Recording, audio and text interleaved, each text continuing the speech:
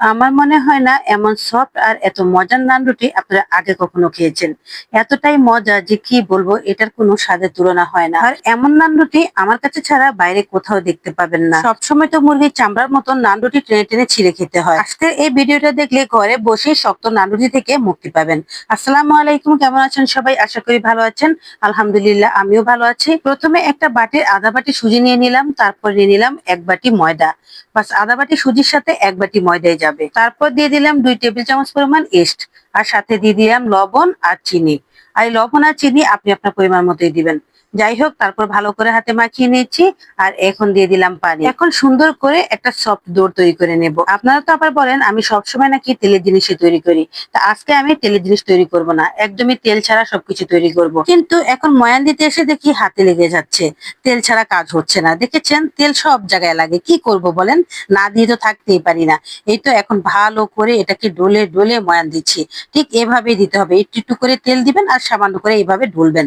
আর এভাবে হাতে ডলে ডলে ময়ান দিলে এই নান রুটিটা এত সফট হবে, এত খেতে মজা হবে কি বলবো আর। তবে হ্যাঁ, যদি আপনার সাথে কারো শত্রুতা থাকে তাহলে তার কথা মনে করে করে এভাবে ডলবেন, দেখবেন এটা একদম সফট হয়ে যাবে, কোনো রকম কষ্ট হবে না আপনার। যাই হোক, এই তো একদম সফট করে ফেলেছি, দেখেন কতটা সুন্দর হয়েছে। মাশাআল্লাহ, একদমই সফট হয়ে গেছে। এখন আর হাতেও লেগে যাচ্ছে না। দেখছেন, সব জায়গায় তেল মারতে হয়, তেল না মারলে কোনো কিছুই চলে না। তো যাই হোক, এই জন্যই আসলে তেল মারামারি করি। এই তো এখন সফট একটা ডো তৈরি হয়ে গেছে। আর এখন আমি এটাকে রেখে দেব রেস্টে। অনেকক্ষণ রেস্টে রাখতে হবে, তাহলে এটা অনেক সুন্দরভাবে ফুলে যাবে। যেহেতু ইস্ট দিয়েছি, এই তো ডোটা এখন রেডি করে ফেললাম। তারপর রেখে দিলাম বলের ভিতরে। এখন আবার একটু তেল মেরে দিচ্ছি। এই যে বাটিতে যে কাঁচানো তেলটা ছিল, এটা কি ফেলে দেবো? তাই এটাকেও মেরে দিলাম, বাস হয়ে গেল। আর এখন আমি এটা রেস্টে রেখে দিচ্ছি। তো রেস্টে রেখে দেওয়ার পর ভাবলাম যে এটার ভিতরে রেস্টে রাখলে আমার এই ডোটো কখনোই ফুলবে না, তাই একটা বয়ামের ভিতরে রেস্টে রেখে দিয়েছি। এখন বয়াম থেকে বের করে নিচ্ছি, দেখেন কত সুন্দর হয়েছে আর কি সুন্দরভাবে ফুলেও গেছে। আরে কি ঝামেলা, বয়ামে ঢুকানোর সময় কি সুন্দরভাবে ঢুকালাম, আর এখন বের করার সময় বের করতে পারছি না। যাই হোক, হাত দিয়ে টেনে ধরে তারপর বের করে নিলাম। এই তো দেখেন কত সুন্দর সফট হয়েছে, আর হাতেও লেগে যাচ্ছে না। ওই যে তেল মেরেছি, কি করব বলেন, তেল ছাড়া কি কিছু চলে? সব জায়গায় তেল মারতে হয়। তো তেল মারার পর এখন একদম সফট হয়ে গেছে। আর এবার আমি এটাকে সুন্দর করে ছোট ছোট লিচি কেটে নেব। একদম ছোটও না, কারণ আমরা সবাই বড় বড়, তাই বড় বড় করে লিচি কেটেছি 5টা। আমরা বাসায় 5 জন, তাই 5 জনের জন্য 5টা রুটি বানাবো। আর এখানে আমি একটা প্লাস্টিক নিয়ে নিয়েছি, এটা হচ্ছে পলিথিন। পলিথিনটা পরিষ্কার করে নিয়েছি ভালো করে। আর এটার ভিতরে আমি নান রুটিটা সুন্দরভাবে বানিয়ে নেব। আমি আগে কখনো ভাবিনি এই সুজির নান রুটি যে এত মজা হয়। সত্যি বলতে এটা আমার কাছে এত ভালো লেগেছে, আপনাদের সাথে সাথে সাথে শেয়ার করে দিলাম।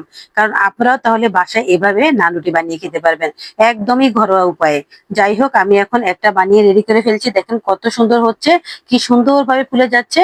আর ওটা রেডি হতে হতে এদিকে আমি আরেকটা রেডি করে ফেলছি। বাস এভাবে হাত দিয়ে করে নিলেই হবে, কোনো বেলাবেলির কোনো প্রয়োজন নেই, বেলুনের কোনো দরকারই নেই। আর এই দেখেছেন কত সুন্দরভাবে ফুলে ফুলে উঠেছে। এই তো একদম ফুলে গেছে। এবার আমি উল্টে দিচ্ছি। উল্টা পিঠটাও ঠিক এই একইভাবে সুন্দরভাবে ছেঁকে নেব, কোন রকম তেল ছাড়া একদম সুন্দরভাবে হয়ে যাচ্ছে, দেখেছেন? আর এটা এত সফট হয়, খেতে এত মজা হয় কি বলবো আসলে। তা আমি প্রত্যেকটা নান রুটি কিন্তু এই একইভাবে বানিয়েছি। তো যাই হোক, এই তো দিয়ে দিলাম। তো এখানে গোল না হলেও চলবে, অনেকেই আছেন নান রুটি গোল করে বেলতে পারে না, কোনো সমস্যা নেই। তবে একটু মোটা মোটা করে বেলবেন, মোটা মোটা করে বেললে খুব ভালো হয় খেতে। এই তো বানিয়ে ফেললাম, মোটা মোটা করে বেলেছি। আর কি সুন্দরভাবে ফুলে একদম আরো মোটা হয়ে গেছে। তো এভাবে সবগুলো নান রুটি আমি বানিয়ে নিয়েছি। আর এটা বানিয়েছি একদমই পলিথিন ছাড়া।